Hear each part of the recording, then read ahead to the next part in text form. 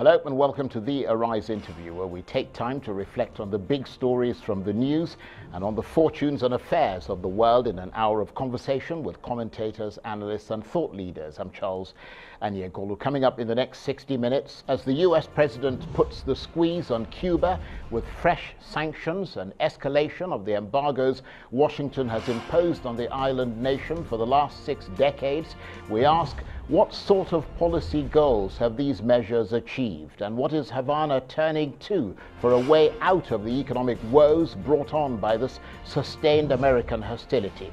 Is it all a move by President Trump designed to appeal to the Cuban American vote ahead of November's election? We'll speak to the Cuban ambassador to Nigeria. And later, according to a New York Times blockbuster investigation into Donald Trump's taxes, the president stands exposed as a serial tax cheat and a chronic debtor who, according to the paper, paid only $750 in U.S. federal income tax. So what do his Republican supporters in particular and American voters in general think? Could this be terminal for Trump in the November election against Joe Biden? We have reaction from a Republican as well as analysis from our special correspondent coming up.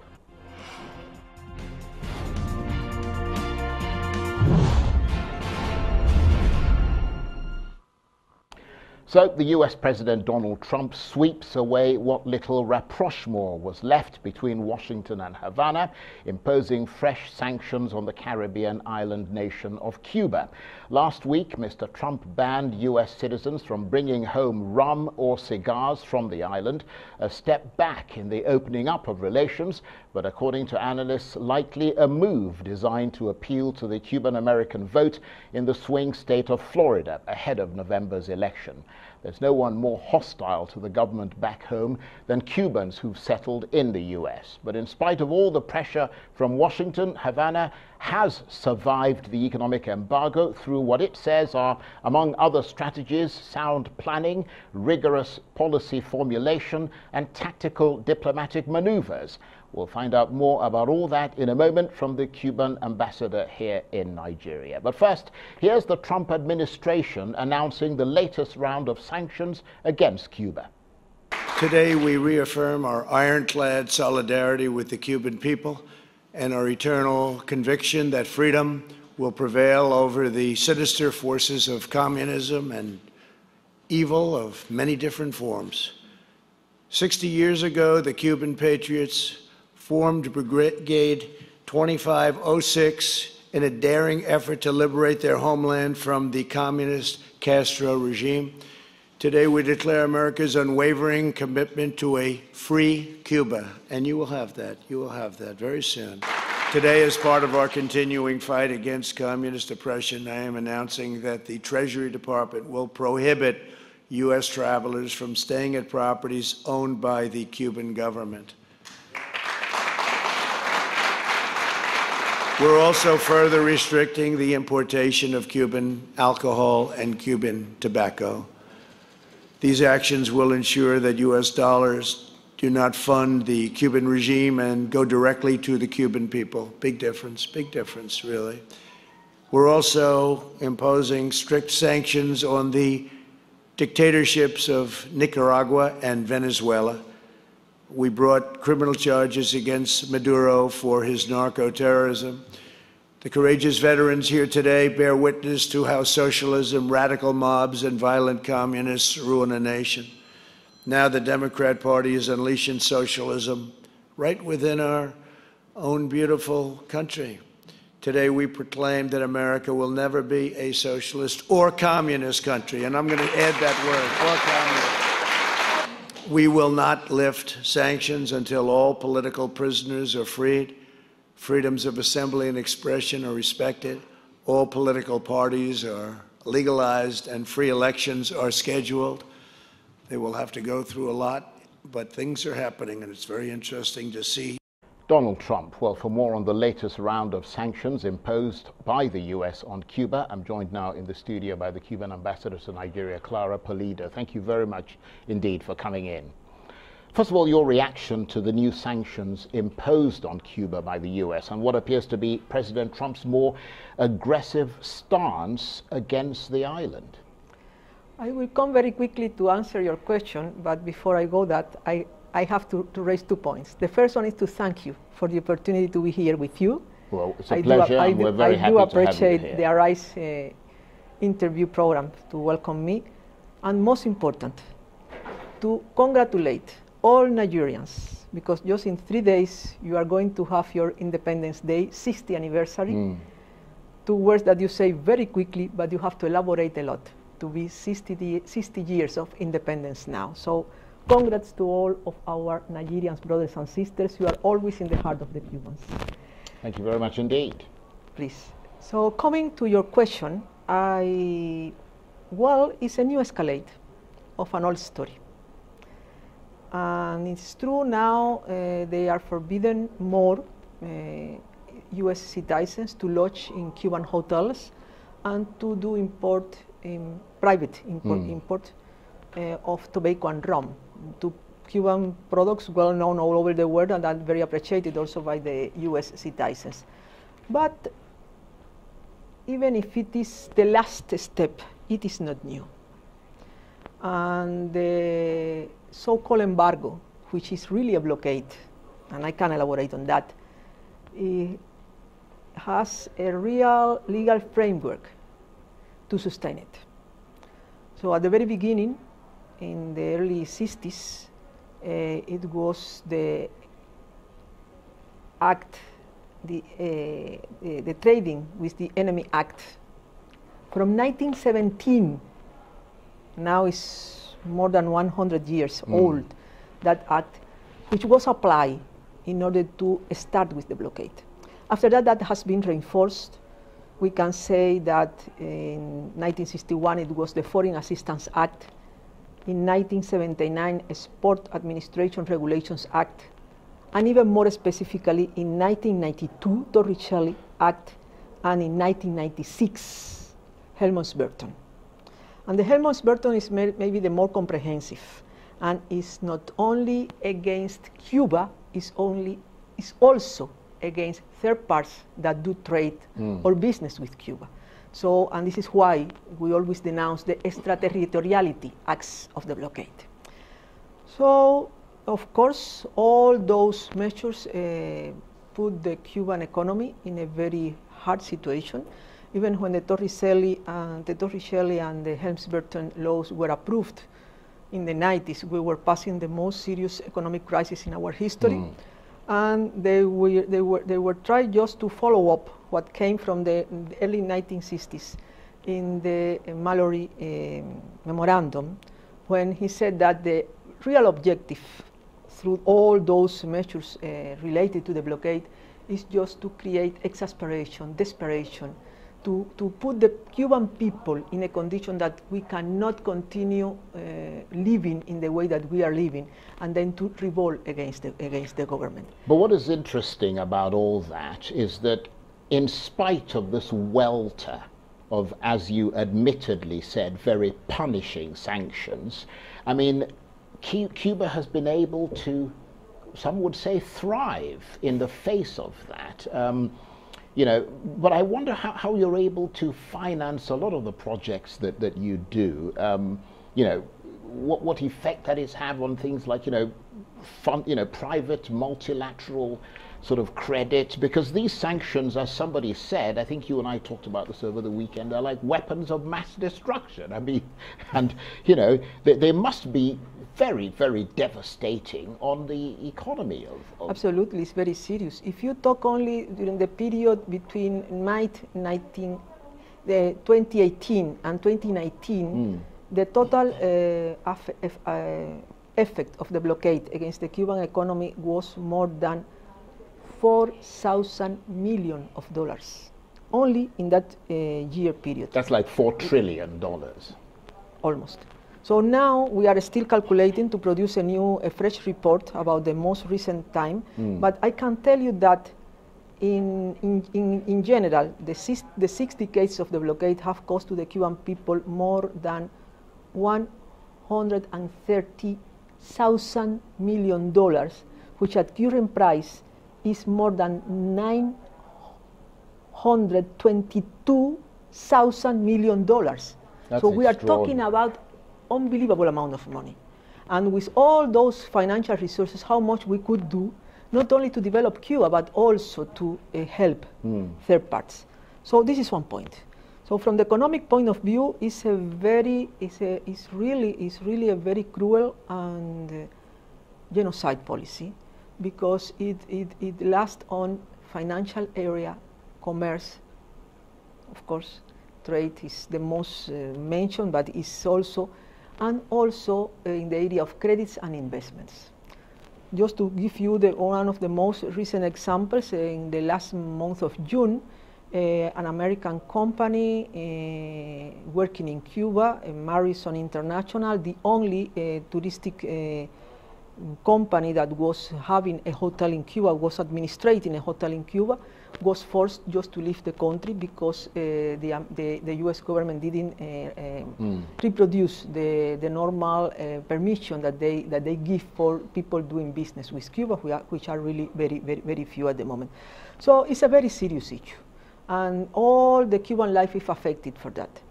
Then you were asking how to respond and how to resist. Well, it seems to me that I can elaborate in three main axes. The first one is a combination of unity and engagement of the people. Frankly speaking, such a policy cannot be faced if you don't count with the support of your people. Non-government can survive this kind of harassment without having a real grassroots support. This is a fact, and that has been proved for 60 solid years of the Cuban Revolution. This is one point. And the second point is that as part of our social and economic policy, education is very important. It's a very key issue. And education gives you a huge amount of opportunities. From one extent, you have the reality of that as much educated is your people, as more conscious decisions you can take. This is a point. And the other point is that but also the more resistant they become if they disagree with you.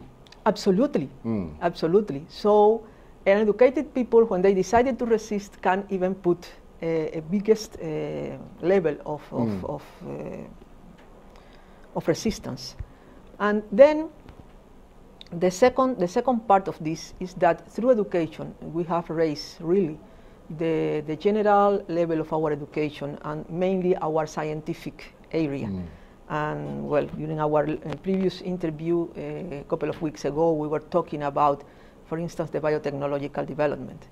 So biotechnology help us as other areas of our internal development, not only to face the blockade, but also give us part of our sovereignty. We were mentioning the case of the Cuban vaccine against COVID, and it is called Sovereign 01. Maybe if the U.S. is the first one to arrive to have a vaccine, and we really want every country all over the world to have the vaccines, we will not be able to import. Okay, well, let me ask you to just stay with us. I'm going to take a break. You're watching the Arise interview. Plenty more still ahead as we continue our chat about the latest round of sanctions imposed on Havana by Washington. Stay with us.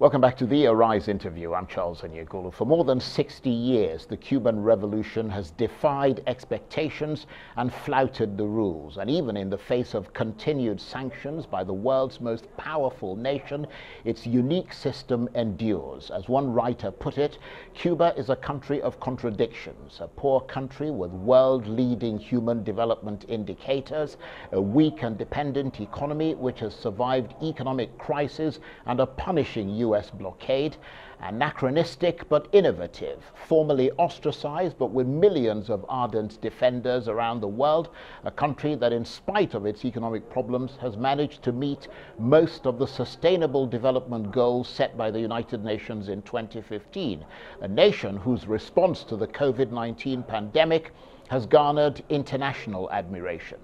So how can a small Caribbean island, underdeveloped by centuries of colonialism and imperialism and subject to punitive extraterritorial sanctions by the United States for 60 years, have so much to offer the world? Well, in effect, for many around the world, Cuba is a mystery, and these contradictions require explanation, which is why my guest today is the Cuban ambassador to Nigeria, Clara Pulido. Thank you very much indeed for staying with us. You were talking about how the Cuban people have responded to these sanctions. What lessons do you think the world can learn from the amazing resiliency of the Cuban people in the face of this extraordinary attempt by the Americans to bring Cuba to its knees for more than half a century? Well, it seems to me that more than lessons, we can share experience. Our objective, our goal is not just to teach people what to do, or our goal is just to exchange experience and to try to be as much as cooperative as possible. Before I was mentioning 2 points. One, the unity and the engagement of the people through a socio-political system that most of us we like. And of course, you can tell me that as an ambassador I have to defend my government. Yes, of course, this is one of the duties of an ambassador. It's normal. But at the same time, I am also talking as a human being, as a Cuban. And you can go to Cuba and to check and to try to meet as much as possible people as you can. And you will see that we are people that are very talkative. So we are not those kind of people that just can be in silence when we have an opinion and something so you're saying to express. The people are not repressed, basically? I am convinced that people is not repressed. I am absolutely convinced of that. Right, because I mean, we've had quite a lot of incidents. At one point, there was a lot of boat people leaving Cuba and heading to Florida. It's normal. Everywhere in the South, you have people trying to go to the North because of different issues. Right, but one of the most important is that not in the South most of the time or very often you don't find what you need. And if normal that people try to so people are leaving for economic reasons and not political reasons. Most of them are leaving for economic reasons. Right. Yes. Is it fair to say that because Cuba is a communist state that is fully steeped in communist ideology, money is not what motivates people there, and therefore by attacking money, which is what the sanctions essentially are, it's not having the desired effect of policy change as it would in a country that is fully capitalist? Because, I mean, there have been so many articles about how the Cuban economy is facing collapse, yet it never does. Well, till now we have managed to survive. So history is proving that for 60 solid years we are not only have been able to manage with a lot of constraints, but at the same time with a lot of serious spirit of try to ameliorate our country as much as possible. And this is a permanent combination and a permanent contradiction between what you want and what you need and what you can achieve. So money, you can like money or not. The issue is that for normal life you need money. So that for me this is not the point. The point, because also for us the point is not how rich you are. The point is how much we are able to distribute health among all the population. And this is a key point for the Cuban government and for the Cuban policy in the last 60 years. And we have been trying to not only to prove that opinion, but also to elaborate policies to be able to give that to our people. And this is very important for us. And we practice that at the economic level, at the social security level, at education, at health, at the rights to practice sports, culture. Right, so you think those things, because obviously, I mean, everybody knows that Cuban healthcare is world class, for example. You think that compensates the people for the other things that they don't get because of the sanctions? Well, it seems to me that nothing is more important to a human being than health. Right. When you have that guarantee, in some extent, you are a rich person. Right. What do you think the U.S. wants from Cuba? I mean, what does the Trump administration want to see happen in Cuba that would satisfy Washington and make it lift the sanctions? I like that you make the difference, because when we talk about U.S. sanctions, we are not talking about the people of the United States. We are always talking about the government of the United States, and so I do appreciate that. Yeah, but it doesn't really matter who it is. The point is that the sanctions are in place. Absolutely, yes. They are in place. So what they want, very simple, to put us on knees.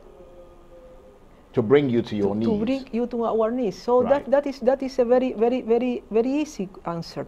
At the beginning, they were saying, for instance, during the 80s, 60s, 70s, 80s, they were saying that they were sanctioning us because we were a satellite of the former Soviet Union.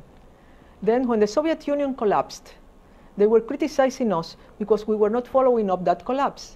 But we didn't want that collapse for us. We do respect what happened in Russia. It's to Russians to take their decisions, but at the same time, we also want people to respect what we want for Cuba. We will never come to Nigeria. So you chose to remain a communist Absolutely. country, basically. Not only we chose to remain a socialist country, but also at the beginning of this century, we massively voted an amendment to our constitution proclaiming socialism forever.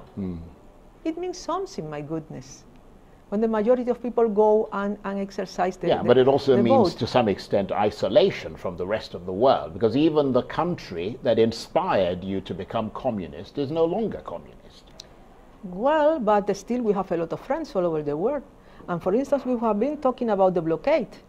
And every year we present a resolution in the General Assembly regarding the blockade.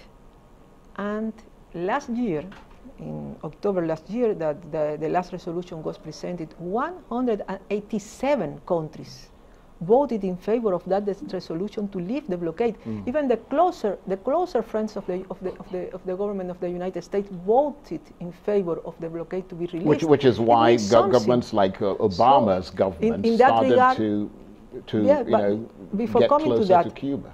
Who is more isolated? If you talk about the blockade, for instance, who is more isolated, Cuba under sanctions, or the U.S. with 187 countries voting in a solid manner against the blockade? That's a good point. We've got less than 2 minutes before we have to end the chat. Are you surprised that the U.S. has not tried to militarily attack Cuba and is only using what some might call the soft power of economic and cultural sanctions? Because, I mean, it can easily, I mean, it's the strongest country in the world. This is a most recent policy, but before we were under several attacks. The invasion. Well, there was the Bay of Pigs, which is the one the so-called Bay of Pigs that we call Playa Girón, because the victory of Playa Girón, because that area is in Cuba known as Playa Girón. That was an invasion supported by the American Navy. So that wasn't at the beginning of the revolution. After that, we have been suffering thousands of attacks in different ways, not only in the soft way that you were mentioning now, which is the most current policy.